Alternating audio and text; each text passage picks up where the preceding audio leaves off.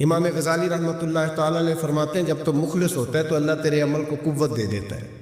آپ نے ایک واقعہ لکھا ہے، ایک آدمی تھا تو اس نے دیکھا کہ اس کے شہر کے اندر ایک بہت پرانا درخت ہے، تو لوگ اس درخت کی پوجا کرنے لگ گئے۔ اس بندے کو بڑا جلال آیا، نیک آدمی تھا، اس نے کلہاڑا رکھا کندھے پہ، آج میں درخت کاٹوں گا۔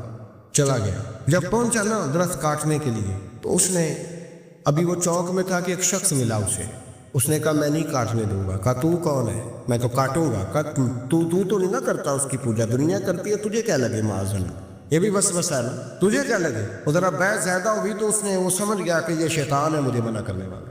اب اس نے کیا کیا؟ میں نہیں کاٹنے دیتا، کہا نہیں میں کاٹوں گا۔ بار بار دل سے خیال آتا کہ یہ شیطان لگتا ہے، لیکن وہ انسانی شکل میں تھا، بات واضح نہ ہو سکی، بحث ہو گئی، یہاں تک کہ تلخی ہوئی۔ تلخی آگے بڑھی تو ہاتھا پائی ہوئی۔ اس نیک آدمی نے الٹے ہاتھ سے اس شیطان کو پکڑا اور زمین پر پٹک مارا، بچھاڑ دیا، اور کلہاڑی لے کے کہنے لگا پہلے تیرا گلا کاٹوں گا پھر درخت کاٹوں گا۔ امام غزالی کہتے ہیں کہ وہ شیطان انسانی شکل میں اندر سے بولا، کہنے لگا اگر تم مجھے چھوڑ دے تو تیرا ایک فائدہ کر دیتا ہوں۔ اس نے کہا وہ کیا؟ کہنے لگا 2 دینار، روز تجھے فجر کے وقت اٹھے گا تو تیرے سرانے ملا کریں گے 2 دینار۔ درخت کاٹ کے تجھے کیا ملے گا؟ تو اس طرح کر، اس سے غریبوں کی مدد بھی کرنا، کھانا بھی، کوئی انسٹیٹیوٹ، کوئی ادارہ، کوئی جامعہ بھی بنا لینا۔ ہمیں چھیڑ کے درخت کاٹ کے، یہ بہت سارے لوگوں پہ حکومتیں ایسا کرتی ہیں، یہ مشورے دیتے ہیں مولانا آپ حکومت کے مسئلے میں نہ آئیں، آپ فنڈ لیں، آپ فلانا کام کریں، ادارہ بڑا کریں، آپ کو کیا لگے؟ اور یہ بھی ایک ترتیب ہوتی ہے۔ آپ اور بہت سارے لوگ مشورہ دیتے ہیں کہ ٹھیک ہے دین کا کام زیادہ ہوگا، ادارے زیادہ بڑھیں گے، بچے زیادہ پڑھیں گے، لیکن دین کا یہ مزاج ہے، دین کا مزاج یہ ہے کہ جو غلط بات کرے اسے روکا بھی جائے اور ٹوکا بھی جائے، اسے سمجھایا بھی جائے، یہ مزاج ہے دین۔ اس بندے کے اندر لالچ بیدار ہوگا، اس نے کہا بات تو ٹھیک ہے، اور پھر اندر نیا وسوسہ آیا کہ درخت کاٹ دوں گا تو بندے کل کسی اور کو پوجنے لگ جائیں گے، تو پیسوں کا فائدہ، غریبوں کی مدد ہوگی، فلاں نیکی ہوگی، فلاں خیر ہوگا، فلاں ویلفیئر ایسوسیشن بن جائے گی۔ گھر جا کے واپس چلا گیا، چھوڑ دیا، درخت کاٹنے کا ارادہ ختم۔ واپس گیا نا گھر، رات کو سویا، سویرے اٹھا تو 2 دینار پڑے تھے، بڑا راضی ہوا، کچھ کھایا، کچھ کھلایا، کچھ رکھا، کچھ بانٹا۔ اگلے دن پھر اٹھا تو پھر 2 دینار پڑے تھے، کچھ کھایا، کچھ کھلایا، کچھ بانٹا، کچھ لوگوں میں تقسیم کیا۔ 5-6 دن تو پیسے آتے رہے، 7ویں دن اٹھا تو کوئی شے نہیں تھی، 8ویں دن پھر کوئی نہیں تھی، 9ویں دن پھر کوئی شے نہیں۔ اب پھر کلاڑا اٹھا لی، میں درخت کاٹوں گا۔ پھر چوک میں گیا، پھر شیطان انسانی شکل میں، اب پھر گفتگو ہوئی، میں کاٹوں گا۔ اس نے کہا اب نہیں تو کاٹ سکتا، میں لڑوں گا، کہ تو اب لڑ بھی نہیں سکتا۔ اب جب گتھم گتھا ہوئے، ہاتھا پائی ہوئے، جھگڑا ہوا تو شیطان نے پکڑ کے نہ الٹے ہاتھ سے زمین پہ دے مارا، 2-3 تھپڑ اس شخص کے ہاتھ پہ دیے، کلاڑا چھین، چل دوڑ جا۔ اب وہ کہنے لگا سچ بتا تو ہے کون؟ کہنے لگا میں شیطان ہوں۔ تو کہا ابھی 1 ہفتہ پہلے میں نے تجھے بچھاڑ دیا تھا، آج تو طاقت کہاں سے لایا؟ اس نے کہا میری طاقت اتنی ہے، تیری ختم ہو گئی، میرے اندر قوت اتنی ہے، تیرے اندر ختم ہو گئی۔ کہا کیوں؟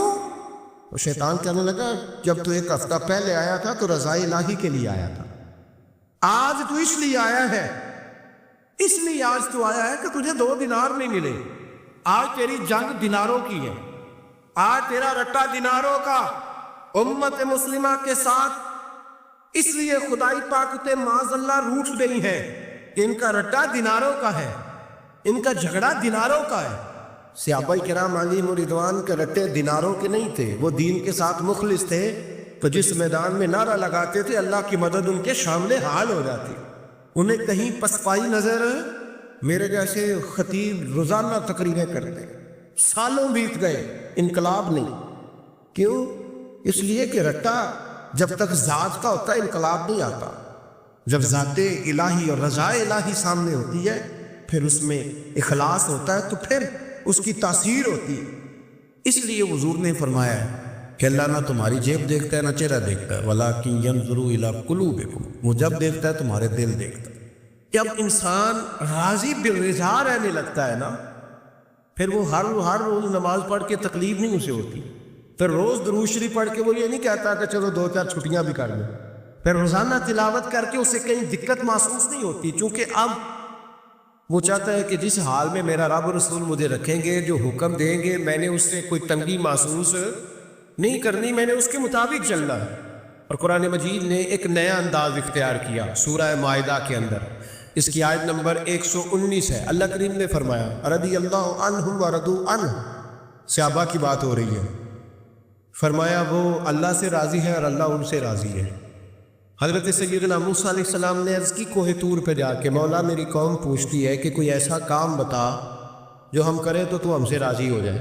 حضرت موسیٰ کی قوم کا خیال تھا کہ تہجد کا حکم آئے گا تو پڑھیں گے، صدقات کا حکم آئے گا تو دیں گے، جہاد کی بات ہوگی تو کریں گے۔ کچھ جو نیک لوگ تھے ان میں سے انہوں نے یہ پیغام دیا کہ مالک ہمیں بتائے کہ وہ کس کام پہ راضی ہوتا ہے، ہم وہ کام کریں تاکہ اللہ ہم سے راضی ہو جائے۔ حضرت موسیٰ کلیم کہتے ہیں میں نے عرض کی مولا میری قوم پوچھتی ہے کہ کون سا ایسا کام کرے کہ تو راضی ہو جائے، تو رب کریم نے ارشاد فرمایا موسیٰ کہتے میرا خیال تھا کوئی لسٹ ملے گی، لیکن مالک نے ایک جملہ کہا، ایک جملہ، اور تفسیروں کے دریا بہا دیے۔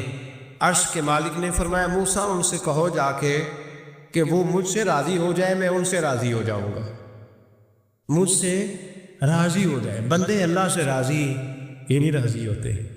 امام غزالی سے کسی نے پوچھا تھا، امام غزالی سے، کہ حضور اللہ کا بندے سے راضی ہونا کمال ہے یا بندے کا اللہ سے راضی ہونا کمال ہے؟ تو امام غزالی مسکرائے، فرمانے لگے رب تو بڑا ہی مہربان ہے، وہ تو بڑی جلدی راضی ہو جاتا ہے۔ وہ تو مسجد میں آ کے توبہ کرے تو اللہ راضی، کسی یتیم کے سر پہ ہاتھ پھیرو تو اللہ راضی، وہ تو کسی اندھے کو رستہ دکھایا تو اللہ راضی ہو گیا، وہ تو طوائف نے کتے کو پانی پلایا تو اللہ۔ امام صاحب فرمانے لگے یہ بندہ ہے جو اللہ سے راضی نہیں ہوتا، جس کے پاس اولاد نہیں وہ کہتا ہے چلو ایک بیٹی مل جائے تو میں راضی ہوں، بیٹی مل گئی تو کہتا ہے ایک بیٹا بھی ملے تو پھر راضی ہوں، پھر کہتا ہے یہ دونوں اچھی تعلیم حاصل کر لے تو پھر میں راضی ہوں، پھر کہتا ہے یہ بہت زیادہ پیسے کمائے تو پھر میں راضی ہوں۔ بہرحال راضی ہوتا، لیکن جو راضی ہو جاتا ہے نا، اللہ اکبر، جو اللہ سے راضی سکھی بڑا رہتا ہے، سکون میں بڑا رہتا ہے، مطمئن بڑا رہتا ہے، جو سمجھ لیتا ہے نا کہ جو میرے رب نے بہتر سمجھا وہ میرے اللہ نے مجھے۔ میں کبھی کبھی سوچتا ہوں کہ یار حضرت بلال حبشی نے کوئی عہدہ نہیں مانگا ساری زندگی، انہوں نے نہیں کہا مجھے بھی ایک صوبے کا گورنر بناؤ میری بھی خدمات ہے، مجھے بھی وزیر خزانہ بناؤ میرا بھی کچھ بنتا ہے۔ ایک دفعہ نہیں کہا سیدنا بلال حبشی رضی اللہ تعالیٰ عنہ نے کہ میری بھی کوئی ڈیوٹی ایسی ہونی چاہیے کہ مجھے چلو سپہ سالار ہی بنا دیا جائے۔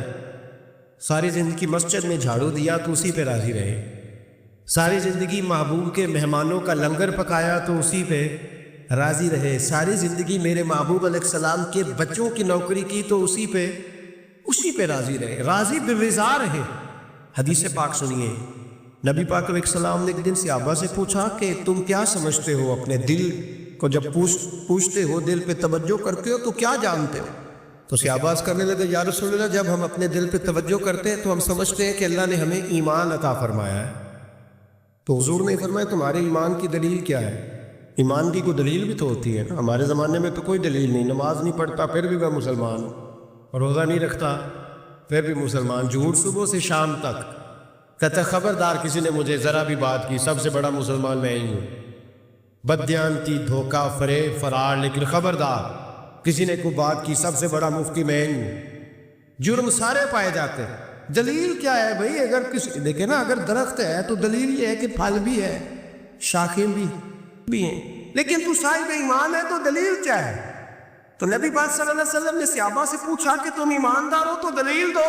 تو بڑے خوبصورت تھے میرے محبوب کے تیار کردہ لوگ، عرض کرنے لگے یا رسول اللہ ایمان کی دلیل یہ ہے کہ اگر اللہ ہمیں نعمت دیتا ہے تو ہم شکر ادا کرتے ہیں، اگر کبھی مصیبت آتی ہے تو ہم صبر کرتے ہیں، اور یا رسول اللہ ہم اپنے رب کے ہر فیصلے پر راضی رہتے ہیں، ہم اپنے اللہ کے ہر فیصلے پر۔ اب حضور نے رزلٹ کا اعلان کیا تو میرے محبوب فرمانے لگے پھر سنو میں گواہی دیتا ہوں واقعی اللہ نے تمہیں دولت ایمان عطا فرمائی ہوئی، پھر واقعی اللہ نے تمہیں دولت ہے، اگر تم اپنے رب پر راضی ہو، اگر تم راضی ہو اس کام پر جس پہ اللہ نے تمہیں رکھا ہوا ہے، اگر تمہیں کسی کو دیکھ کر تکلیف نہیں ہوتی، اگر تم نہ حسد میں جلتے ہو، نہ بغض میں، نہ کینے میں، نہ تکبر میں، نہ احساس کمتری کا شکار ہوتے، اگر تم راضی رہتے ہو کہ میرے مالک نے بہترین زندگی مجھے دی، پھر اس کا مطلب یہ ہے کہ تم صاحب ایمان ہو۔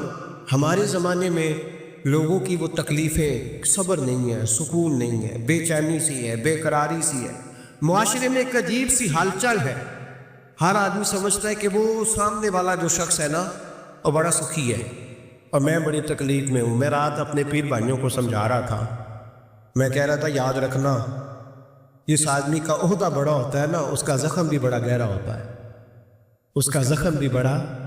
ہاں وہ کسی شاعر نے، شعر اردو کا ہے اور تھوڑا وکیع تھا شاعر بھی، تو بات بھی اس کی تھوڑی وکیع ہے، چلے آپ سیانے لوگ ہیں آپ کی سمجھ میں آ ہی جائے گی۔ اس نے کہا تھا کہ ہجوم غم میں بھی توہین ضبط غم نہ ہوئی، ہجوم غم میں بھی توہین ضبط غم نہ ہوئی، ہم اس احتیاط سے روئے کہ آنکھ نم نہ ہوئی۔ لوگوں کو نہیں پتہ چلا کہ ہم رو رہے ہیں، ہم نے واہ ویلا کر کے دنیا، ہم اس احتیاط سے روئے کہ ہماری آنکھ نم نہ ہوئی۔ ہم نے واہ ویلا کر کے نہیں بتایا کہ بڑی دقت میں، ہم نے اپنے آپ کو محفوظ رکھا، ضبط میں رکھا، حوصلے میں رکھا، اللہ کی رضا پہ راضی رہے، اپنے آپ کو اپنے رب کی رضا پر۔ میرے نبی پاک صلی اللہ تعالیٰ علیہ وسلم نے فرمایا کہ قیامت کے دن میری امت کا ایک گروہ ایسا ہوگا جسے اللہ تبارک و تعالیٰ اس طرح جنت میں پہنچا دے گا جیسے کوئی بندہ اڑ کے جنت میں چلا جاتا ہے۔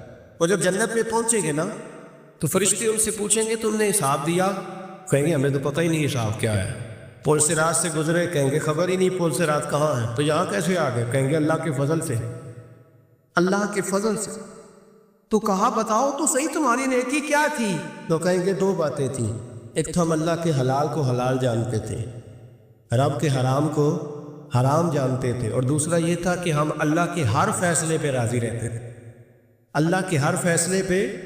تو جو رب کریم کی رضا پہ راضی رہے پھر اسے کسی حساب کتاب کا سامنا نہیں کرنا پڑے گا، پھر اسے پل سے رات کی دشوار گزار گھاٹیوں کا سامنا نہیں کرنا پڑے گا۔ شرط یہ ہے کہ وہ اللہ کی رضا پہ راضی رہے، وہ اللہ کے فیصلے کو بصیر و چشم مانے، وہ عاجزی اور انکساری کے ساتھ گردن جھکا دے اپنے مالک کے فیصلوں پر، جھکا دے۔ اللہ نے حضرت ابراہیم کو اولاد نہیں دی، پھر زمانے کے بعد دی، پھر دینے کے بعد کہا کہ جاؤ وادی غیر ذی زرع ان میں چھوڑ کے آؤ۔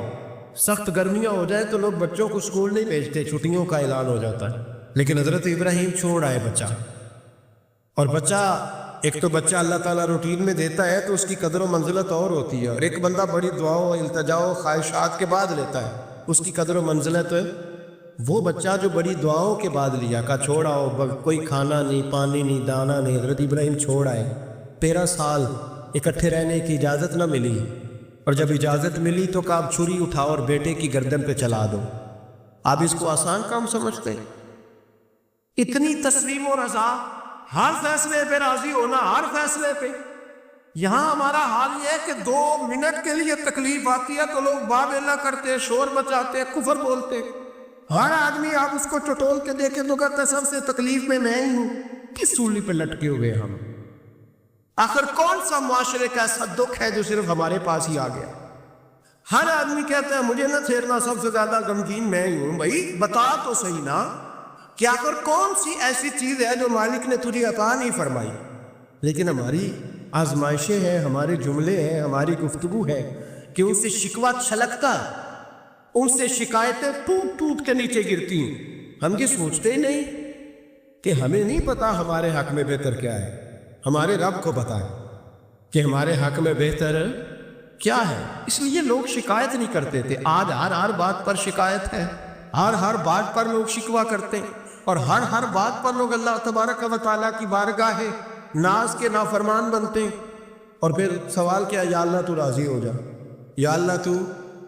اور اللہ کیا فرماتے ہیں موسیٰ اپنی قوم سے کہو یہ مجھ سے راضی ہو جائے میں بھی ان سے راضی ہو جاؤں گا۔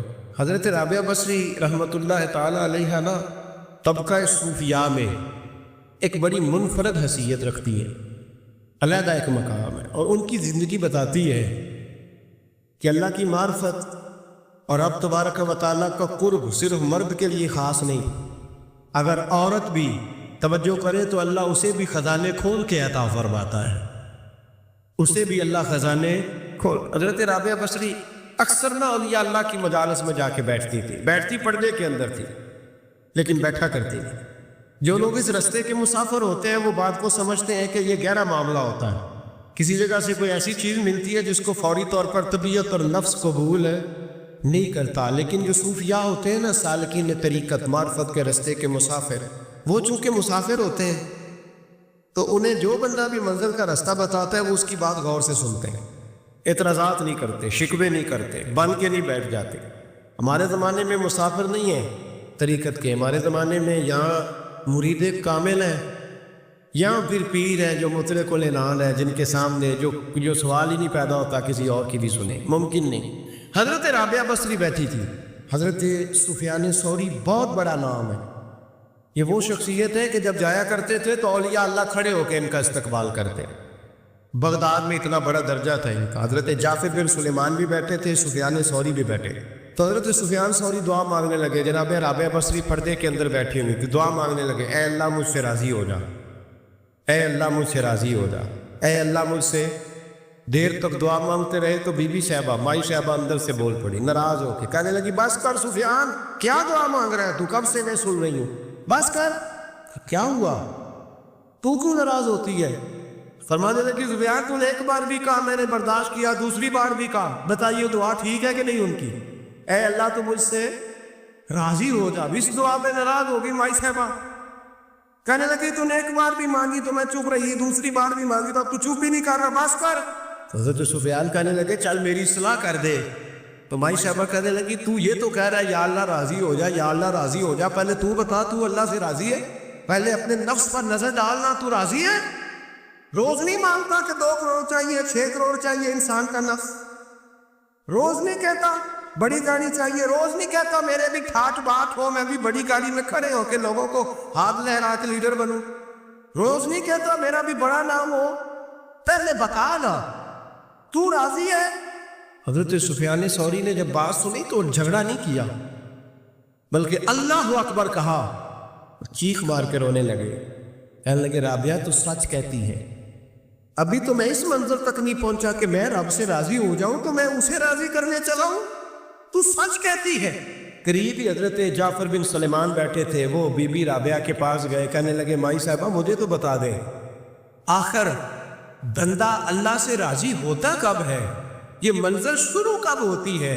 تو آپ فرمانے لگے اس وقت کہ بندے کا جو حال نعمت ملنے پہ ہوتا ہے نا، جب وہی حال اس کا مصیبت آنے پہ ہو تو پھر سمجھو وہ اپنے رب سے راضی ہو گیا، پھر وہ اپنے رب سے۔ یہاں لوگ راضی نہیں ہیں، نہ شریعت کے حکم پر راضی ہیں معاذ اللہ، نہ دین کے آنے پر راضی ہیں، نہ نفاذ شریعت پر راضی ہیں، نہ لوگ اپنے ہر معاملے میں۔ دیکھیں نا کبھی کبھی تکلیف ہوتی ہے، کئی دفعہ لوگ بات پوچھنے آتے ہیں تو دل کرتا ہے میری ٹانگ چھڑک دے، طلاق کا مسئلہ پوچھنے کے لیے لوگ عالم کے پاس آ جائیں گے، طلاق کا مسئلہ پوچھنے۔ سوال یہ ہے کہ تو نے شادی سے پہلے کسی عالم سے رابطہ کیا تھا کہ مجھے بتائے بیوی کے حقوق کیا ہیں، اس کے ساتھ وقت گزارنا ہے میں نے تو کس طرح کے حقوق میں نے ادا کرنے ہیں، شریعت مجھے کیا حکم کرتی ہے؟ پوچھا تھا کسی عالم سے؟ دین کی ضرورت پڑی تو دین کے پاس آئے، لیکن دین کو عمل کرنے کے لیے کبھی حاصل ہے؟ ضرورت پڑی تو آ گئے، حاجت ہوئی تو آ گئے، طبیعت لگی تو آ گئے۔ میں درجنوں بار کہہ چکا ہوں کہ جب کسی آدمی کے پاس لاکھوں روپیہ ہوتا ہے تو کسی پیر کے پاس نہیں جاتا کہ حضرت صاحب بڑے پیسے ہیں بتائیں شکر کیسے ادا کروں، لیکن جب ذرا دقت آتی ہے، حالات خراب ہوتے ہیں تو ہر پیر کا دروازہ کھٹکھٹاتا ہے، کہتا ہے کوئی تعویذ دے دے۔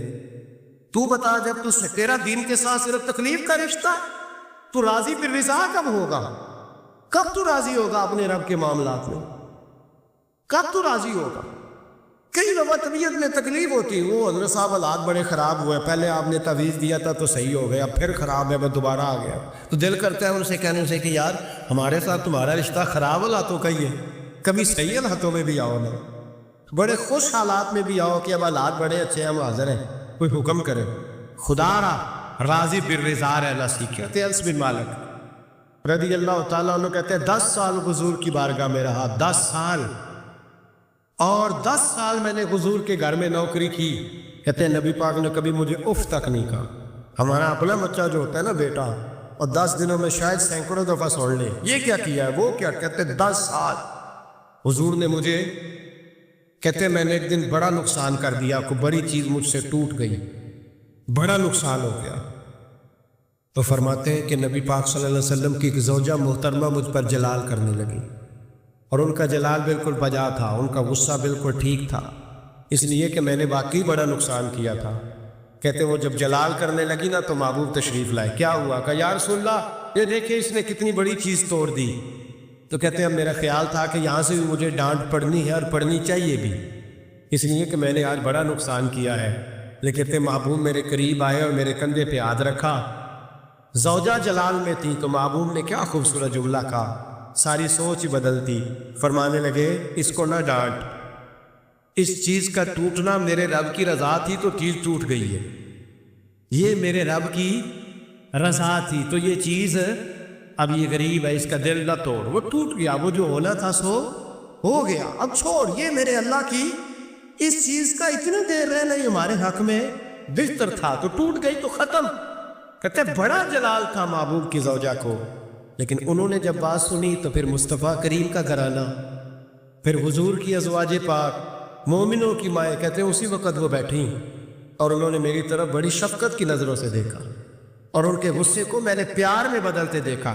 بھائی یاد رکھو اللہ کی رضا. پھر اس وقت 2-4 لاکھ کے لیے لوگوں کو ہارٹ اٹیک نہیں ہوتا، پھر 20-25 ہزار کے لیے بلڈ پریشر اپ ڈاؤن نہیں ہوتا جب بندہ اللہ کی رضا پہ راضی رہنے لگتا. پھر چھوٹی چھوٹی باتیں اس کے لیے سہانے روح نہیں بنتی، پھر ذرا ذرا سی بات اسے تکلیف نہیں دیتی. جب وہ اللہ تعالیٰ کی رضا پر راضی ہونے کا عادی ہو جاتا ہے تو پھر یہ چیزیں اس کے لیے باعث آزمائش. بنی اسرائیل میں ایک شخص تھا، امام غزالی رحمۃ اللہ علیہ فرماتے ہیں اس کا دل چاہا کہ پتہ تو کروں جنت میں میرا پڑوسی کون ہوگا. اس کو خواب میں بتایا گیا کہ فلاں بن فلاں تیرا جنت میں پڑوسی ہے. اب یہ بڑا عابد تھا، زاہد تھا، عبادت گزار تھا، پرہیزگار، بڑا نیک تھا، بڑا پرہیزگار. یہ سفر کر کے اس کے پاس گیا، اس کو جا کے کہنے لگا میں تیرا مہمان نہ بن جاؤں، 2-3 دن کا بن جاؤں. کہتے میں 3 دن اس کے ساتھ رہا، میں اس سے زیادہ نوافل پڑھتا تھا، زیادہ صدقات و خیرات کرتا تھا، زیادہ عبادات کرتا تھا، وہ تو میرے مقابلے میں کچھ بھی نہیں. 3 دن کے بعد میں آنے لگا تو میں نے اس کو کہا یار میں ایک مقصد کے لیے آیا تھا تیرے پاس. اس نے کہا بتائیے. میں نے کہا کہ میرا آنے کا مقصد یہ تھا کہ میں دیکھوں تو کون سی ایسی عبادت کرتا ہے کہ جنت میں تو میرا پڑوسی بنے گا. لیکن تیری عبادات ریاضت میں تکبر نہیں کرتا، لیکن میں نے کوئی خاص چیز دیکھی نہیں، کوئی خاص بات ہے تو مجھے بتا دے. تو بندہ کہنے لگا کوئی خاص بات نہیں، ہاں ایک چھوٹی سی عادت ہے میرے اندر، چھوٹی سی عادت. بڑے لوگ کبھی بھی اپنی باتوں کو بڑا نہیں سمجھتے. کہ ایک چھوٹی سی عادت ہے. کہ وہ کون سی؟ تو وہ کہنے لگا اگر شدید گرمی ہو نا تو میں نے اپنے رب سے کبھی سردی نہیں مانگی، اور کبھی برف جمی ہو نا گلیوں میں تو میں نے اپنے رب سے کبھی گرمی نہیں مانگی. میں سمجھتا ہوں میرا رب مجھے دیتا ہی وہ ہے جو میرے حق میں بڑا بہتر ہوتا. یہ ایک میری چھوٹی سی عادت ہے کہ کڑاکے کی دھوپ میں نے کبھی مالک سے سائے کا سوال نہیں کیا، اور اگر تیز بارش ہو رہی ہو تو میں نے کبھی یہ نہیں کہا کہ بارش نہیں ہونی چاہیے تھی، کیا بنے گا فلاں چیز کا. میں سمجھتا ہوں جو بہتر تھا اللہ نے وہی دے دیا ہے تو میں مطمئن رہتا ہوں. تو عابد وہ نیک آدمی وہ اللہ کے ولی کہنے لگے کہ چھوٹی سی عادت نہ بتا، تیری یہ وہ عادت ہے جس کی وجہ سے رب تجھ سے راضی ہو گیا ہے، اللہ تجھ سے راضی ہے تیری اس عادت کے بنا پر. جب ہمارے مزاج میں یہ چیزیں آ جائیں گی نا کہ جو میرے حق میں بہتر تھا مالک نے مجھے وہ دے دیا ہے، پھر ہم ہر جگہ بیٹھنے کی تمنا نہیں کریں گے، پھر سامنے والے سے ہم حسد نہیں کریں گے، پھر ہم یہ نہیں چاہیں گے کہ اللہ کرے وہ مر جائے اور اس کی ہر چیز مجھے مل جائے. پھر ہمارا مزاج، پھر ہماری طبیعت یہ نہیں رہے. اللہ کی رضا پہ راضی رہے، مالک کے فیصلوں میں اپنے دل میں کوئی بوجھ محسوس نہ کرے، اپنی زندگی اللہ کے فیصلوں. دیکھیں نا جو ماں باپ اللہ نے بڑے اچھے سمجھے وہ ہمارے لیے پسند کیے، وہ اللہ نے ہمارے لیے جو اس نے ہمارے حق میں بڑے، جو بہن بھائی اللہ کرے آپ کو سمجھ آئے، جو بہن بھائی اس نے ہمارے حق میں بڑے اچھے سمجھے وہی بہن بھائی اس نے ہمیں عطا کیے. جس بیوی کو اس نے ہمارے گھر کے گلشن میں بہتر سمجھا اس کو لا کے اس نے ہمارے آنگن میں بٹھایا، اور جو اولاد اس نے ہمارے لیے باعث افتخار سمجھی وہ اولاد اس نے ہمیں عطا فرمائی. حضرت نوح علیہ السلام کا بیٹا کافر ہو گیا، پر کسی جگہ انہوں نے شکوہ نہیں کیا کہ مالک یہ کافر کیوں ہوا. اللہ کے قبضے میں ہے نا دل، پھیر سکتا ہے نا، مقلب القلوب ہے.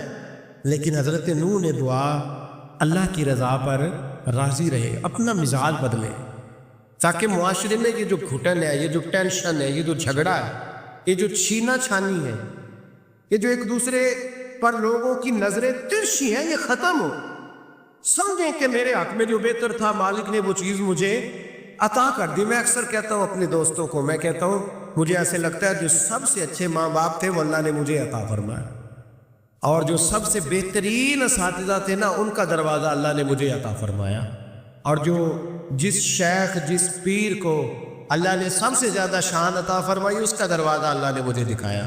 اور اس کے بعد اتنے تابع دار شاگرد میں نے کسی کے نہیں دیکھے جتنے مجھے ملے، اور اتنے وفادار پیر بھائی اور مرید میں نے کسی کے نہیں دیکھے جتنے مجھے ملے۔ میں اس بات پر، اور میں بات اس لیے نہیں کر رہا، میں آپ کو دل کی گہرائی سے بات بتا رہا ہوں کہ یہ عنوان زندگی ہے، یہ روح زندگی ہے۔ میں کبھی کبھی بڑے ناز کے ساتھ سجدہ شکر ادا کرتا ہوں کہ ایک بہت بڑا خوش نصیب شخص ہو۔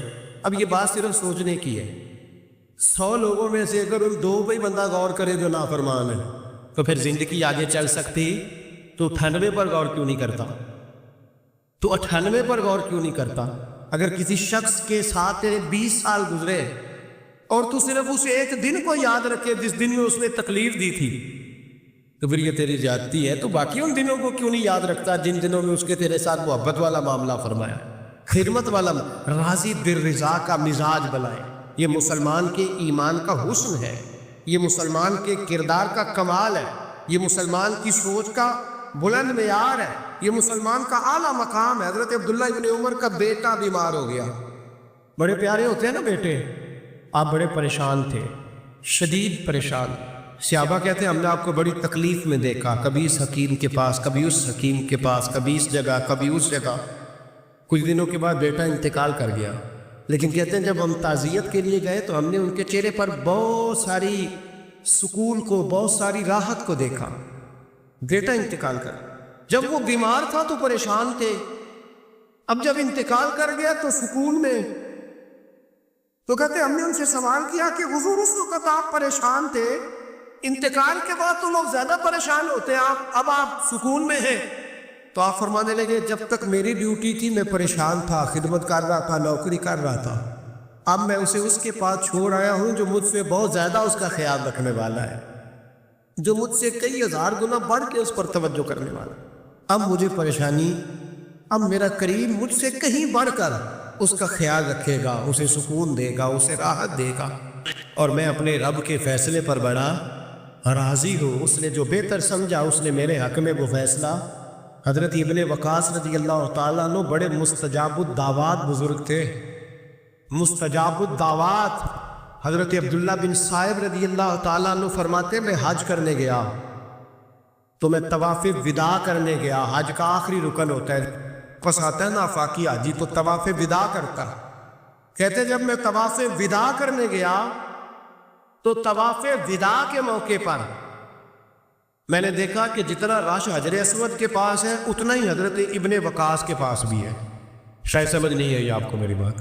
حجر اسود کے پاس وہ بڑا رش ہوتا ہے، ہر آدمی کی خواہش ہوتی ہے بوسہ لینے کی۔ جتنے لوگ وہاں کھڑے تھے اتنے ہی لوگ حضرت سیدنا ابن وقاص رضی اللہ تعالیٰ عنہ کے پاس بھی کھڑے تھے۔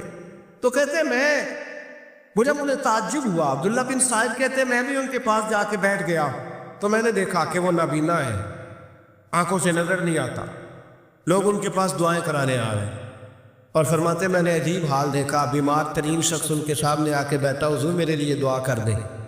تو فرماتے انہوں نے دعا کے لیے ہاتھ اٹھایا تو وہیں اسی وقت میں نے دیکھا اللہ نے اس بندے کو شفا عطا۔ میں نے دیکھا مقروض دعا کرا رہے ہیں، بیمار، بے اولاد، جو بھی دعا اس سے کراتا اللہ اس کی حاجت کو پورا فرما دیتا۔ حضرت عبداللہ بن صائب کہتے ہیں میں شام تک بیٹھا رہا، ہر نماز کے بعد رش ہوتا میں دیکھتا رہا، فرماتے ہیں شام ہو گئی، لوگ دعائیں کرا کے چلے گئے، جب مغرب کا وقت ہوا تو نابینا تھے، پھر بھی مجھ سے کہنے لگے عبداللہ ساری دنیا نے دعائیں کرائی ہیں تو نے نہیں کرانی، تو صبح سے بیٹھا ہے بس دیکھے ہی جا رہا ہے، تو نے نہیں کوئی دعا کرانی؟ تو کہتے ہیں میں نے کہا حضور میں نے دعا نہیں کرانی، ایک سوال پوچھنا ہے۔ تو فرمانے لگے پوچھو۔ تو میں نے کہا حضور سارا زمانہ جو دعا کراتا ہے اور اللہ آپ کی قبول کرتا ہے تو ایک دعا آپ اپنے لیے بھی کر لیں، اللہ آپ کو آنکھیں عطا فرما دے۔ مالک جو قبول کر رہا ہے تو ایک کر لیں اپنے لیے بھی۔ میں گڈی تے ہتھ ڈور سجن دے، او جنج رکھے اونج رہنا ہے، او جنج رکھے انج رہ رہے واجب نہیں جی وچ شریعت مندہ قسم لو کہنے لگے ایک دعا اپنے لیے بھی کر لیں. کہتے ہیں جب میں نے یہ کہا تو بن وقاص رو پڑے، اتنا روئے کہ ان کی ہچکی بند گئی.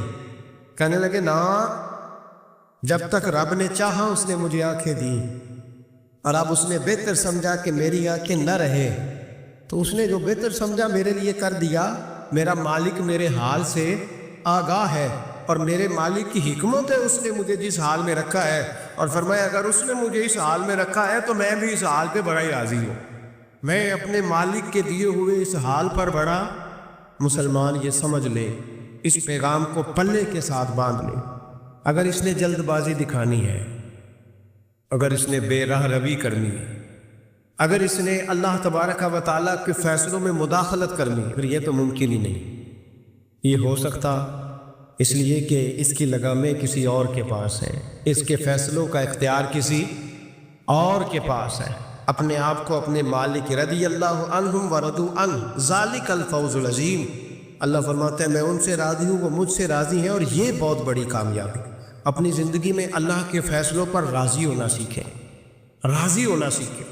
رب کریم کے فیصلوں پہ راضی ہونے کی عادت بنے گی تو ایمان مضبوط ہوگا، توکل مضبوط ہوگا، اللہ تبارک و تعالیٰ کی ذات پر بھروسہ مضبوط ہوگا، حضور کی غلامی میں پختگی آئے گی، شب و روز سکون کے ساتھ گزریں گے، زندگی اطمینان والی ہو جائے گی. بہت سارے لوگ ایسے ہوں گے جو آپ کو رزق کی نظر سے دیکھیں گے. شرط یہ ہے کہ یہ ارادہ کر لے، یہ ذہن بنا لے کہ جو میرے حق میں بہتر تھا میرے رب نے مجھے عطا فرما دیا، اور جو اللہ نے مجھے نہیں نہ دیا وہ میرے حق میں بہتر نہیں تھا. اس ارادے کو جب آپ پختہ کریں گے پھر ایمان آپ کو بڑی لذت دے گا، دین آپ کو بڑا سکون دے گا. اللہ سمجھنے کی توفیق عطا فرمائے. آخر دعوانا